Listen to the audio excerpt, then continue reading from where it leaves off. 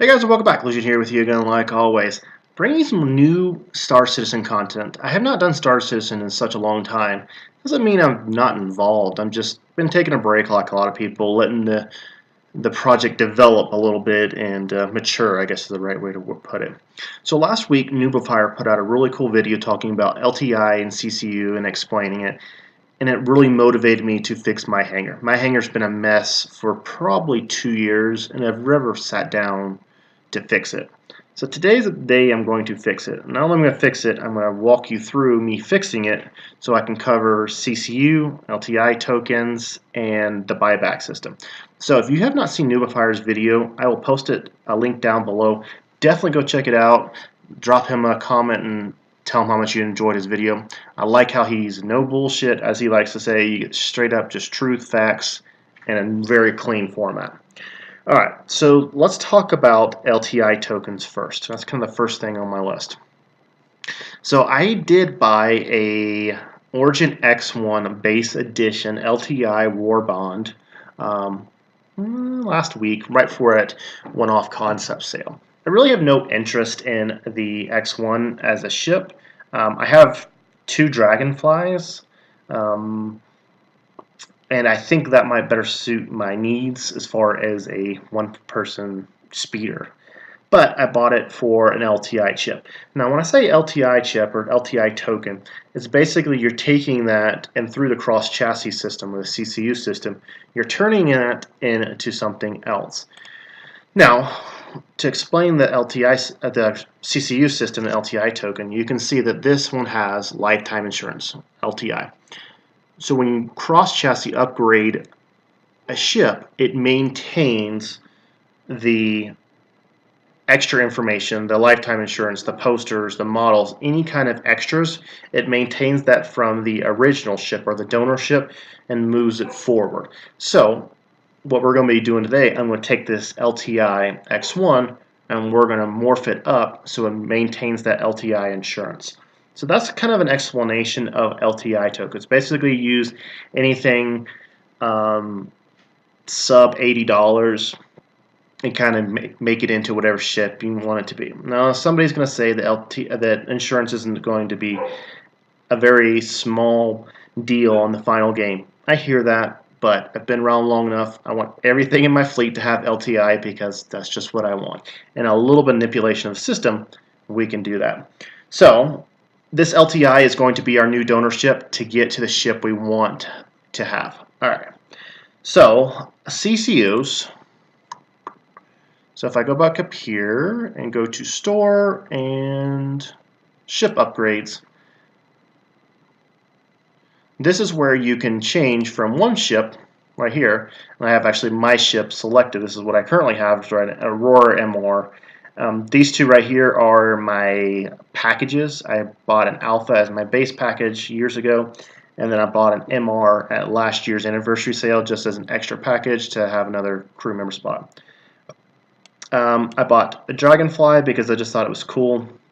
We just talked about that Origin X1. I bought it for $40 war bond. I have a Hull B, and the Hull B is cross-chassised from a Gladius, and the Gladius I got from the Referral system, and we'll talk about Referral at the end of the video. And then I bought a Saber, and then I have a Caterpillar. So I really wanted the Caterpillar to really work for what I wanted it to be, but I think most of the time I'm going to be playing solo, and I think after driving and playing with the Caterpillar in the hangar, I think it's too big to solo.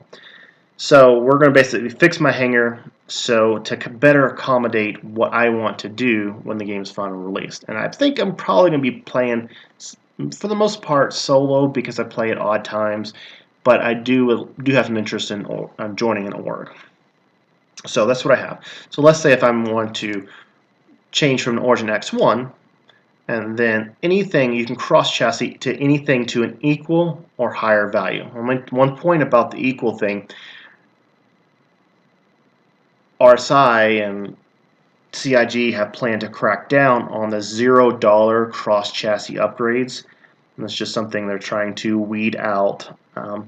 I looked at, if you see my hangar, I have tons of $0 CCUs because I thought it was a good way to basically try out multiple ships and as things change, development changes, balance passes, I wasn't really sure what I would want. So I bought a lot of $0 CCUs. But I think once 3.0 is released, I think those are going to be starting to get phased out. So you can cross-chast to anything to equal or higher value, and I think eventually it's going to be only higher value, and there is no downgrade. It's always an upgrade system. So let's say if I wanted to move from this Origin X1 for $40 to this $45 Aurora CL, it would cost me $5 to upgrade, and this would turn into a LTI Aurora CL with the poster and the hangar and everything like that. But that's not what we want. I got bigger and better plans. So let's go back to my hangar and let's start selling stuff. Standalone ships. Alright, so what I have down here is a standalone Aegis Saber that I bought 2 years ago to the day. How about that? I thought Saber was going to be a good fit for my needs, and it's really turned into a kind of a glass cannon. In my opinion, current development state right now, it's kind of a glass cannon, and I'm not really happy with where it's at. It hits hard, but it doesn't have the durability as I would like it, or the long legs. When I say long legs, the range. So we are going to melt this, and when I say melt, that means exchange for store credit. Okay, so basically, I changed my password. So basically, this will put $170 back into store credit. So let's just drop my pen that I've been working on. All right, so we are going to reclaim that, and $170 is going to be added to our account, or my account, I should say. If I click up there, $170 store credit. Okay, but we're not done. So this right here is actually a dragonfly that I morphed all the way up to that caterpillar.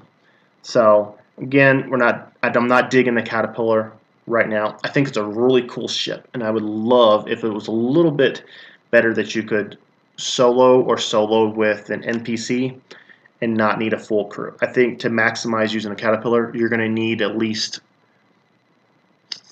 3 real people and the rest NPCs, and I'm just not sure that's where I want to be right now. So, sorry friend, you gotta go too. Okay, so standalone ships, that leaves us just with the X1 and the 2 dragonflies, and then my 2 packages. So up here, I should have 415, okay.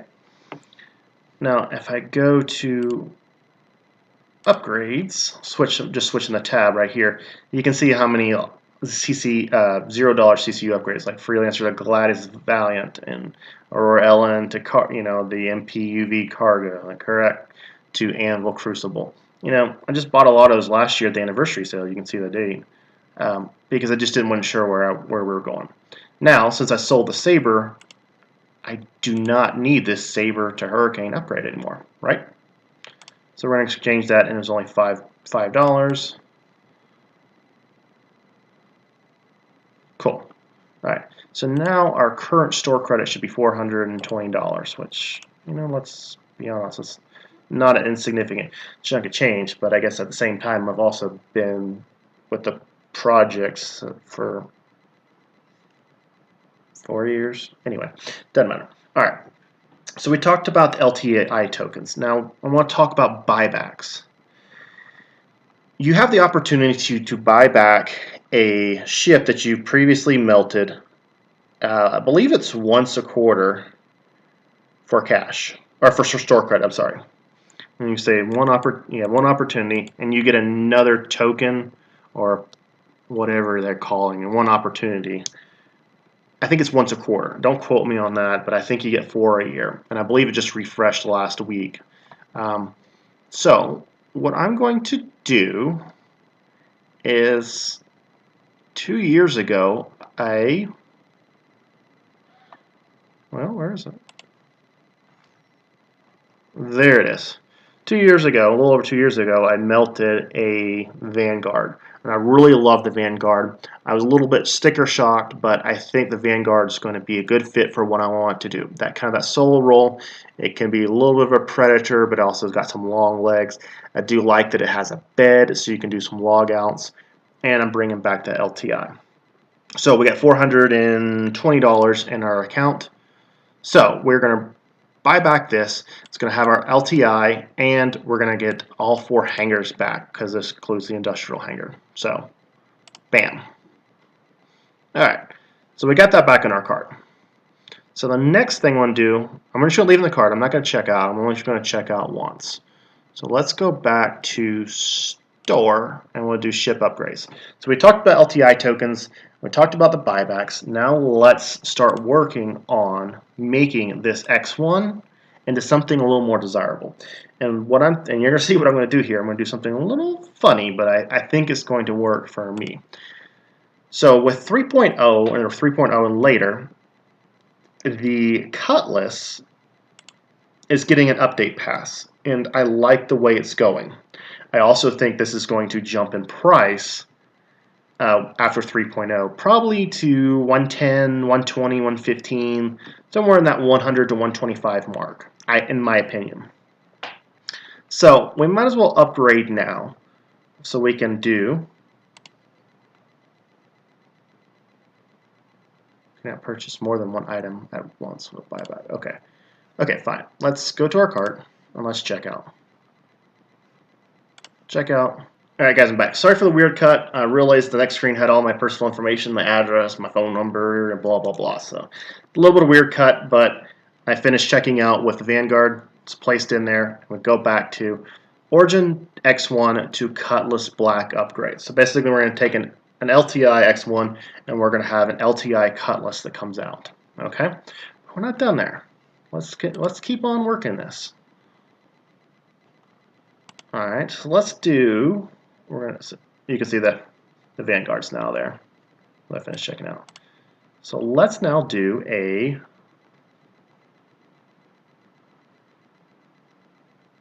where is it? Probably easier to type. So we do a Cutlass Black to a Freelancer. Well, there it is. So this is going to be $10. So once I apply the Cutlass, if I want to feel good about stopping at the Cutlass, then I can stop the Cutlass. If not, then I can upgrade to a Freelancer, still moving the LTI forward to any ship I stop at. Now I like the Cutlass and I like the Freelancer, both because they are good for, I think, a crew of one or one person and one NPC. I think it's easily manageable, soloable, and it's got a lot of a multi-role to it. So that's kind of what I'm looking for. So we'll add that to the cart. We're not stopping there. Oh no. We are going to go back and we're going to do one more upgrade. So we're going to go from the Freelancer, Japanese,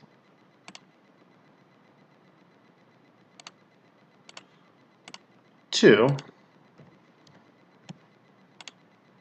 a Constellation Andromeda. So now we can continue morphing it all the way up to end up with an LTI Andromeda if we want to at the final end. I'm going to show you one other thing when I finish checking out. So this is a total of $185. I have $170 in my account. So it's going to cost me $15 to do this rework, but I'm okay with that. I'm happy with that. It's going to give me better what I want. So do another quick cut, and then I'm going to finish checking out, and then I'll meet you back to go over a few more things. Okay, got that all checked out. So you can see I got the Origin one to Cutlass. Then we have Cutlass to Freelancer and Freelancer to Andromeda. All upgrades right there. We have the Vanguard ready to go. So what I can do is, I have no interest in this X1. So let's go ahead and apply this. We're just going to click that, click that. Alright, So now this one X1 right here, base edition LTI, is now a Cutlass Black with lifetime insurance poster model. So that's how the CCU system works, and that's how it's designed to work. It originally was developed to help backers that had maybe alpha access and alpha no, I shouldn't say updates, but alpha perks or physical items, carry that forward so they never have to lose it. Because the situation used to be where you melted or you kept what you had. That's kind of what it was, kind of either or. So that's what the CCU system was kind of designed to fix. So I'm happier with my standing of my ships now. So let me go back up to here. I'm going to show you one thing real quick before we head out.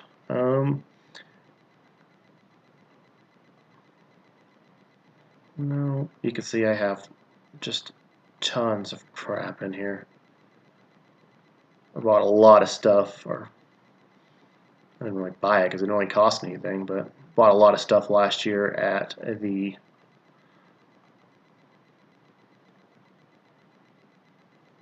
sale.